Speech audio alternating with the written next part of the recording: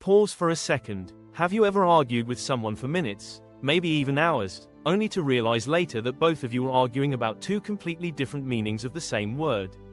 Think about words like freedom, justice, success, democracy, intelligence. We use these words every day. But what if the real problem isn't disagreement? What if the problem is that we never stop to define what we mean? Today, we uncover one of the most powerful tools in critical thinking: definitions. Because if you cannot define your terms clearly, your reasoning becomes shaky. And by the end of this lesson, you'll understand the hidden layers of definitions, the 6 major types of definitions, why some arguments can never end, how to detect flawed definitions instantly. Get ready, because this lesson will completely change how you understand words. Today you will learn the 6 types of definitions, the difference between well-defined and open-textured words, and how to detect weak or faulty definitions. This will sharpen how you understand and use language in reasoning. A definition gives us the meaning of a word, but meaning has 2 important dimensions: connotation, what characteristics describe the word; denotation, what actual things fit that description.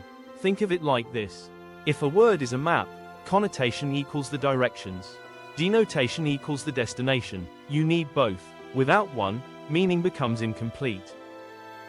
Connotation refers to the qualities, features, or characteristics associated with a word. Let's use the word chair.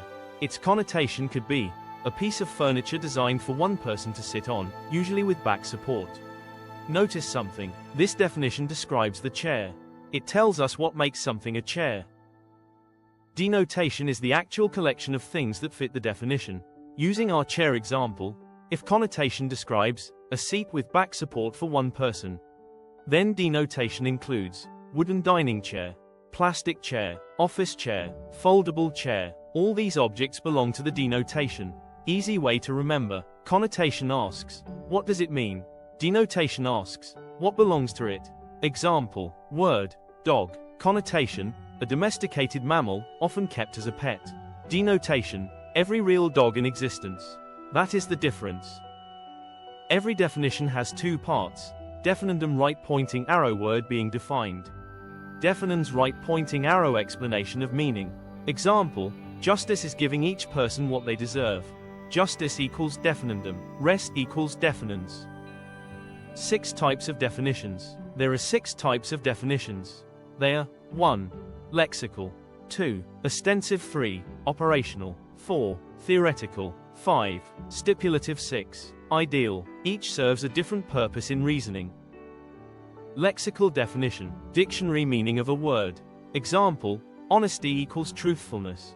Used for general understanding. Limitation: may not capture deeper philosophical meaning. Ostensive definition: definition by showing, not describing. Example: pointing to red objects to explain red. Demonstrating a dance to define it. Limitation: one example cannot capture all cases. Operational definition: defines something through steps or procedures.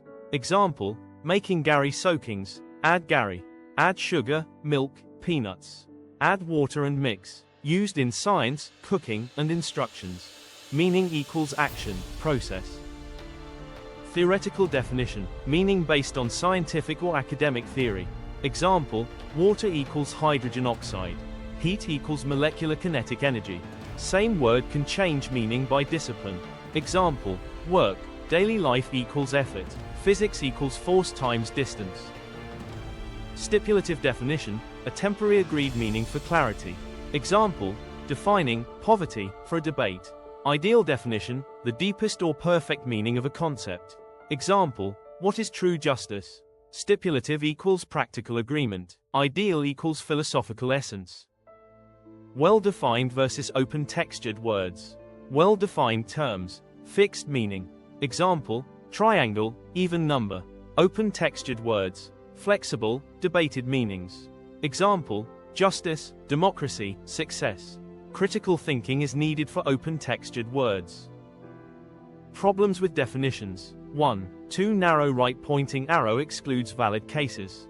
2. Too broad right-pointing arrow includes irrelevant cases. 3. Vague right-pointing arrow, unclear meaning. 4. Circular right-pointing arrow repeats itself. Example of circular: morality is doing what is moral.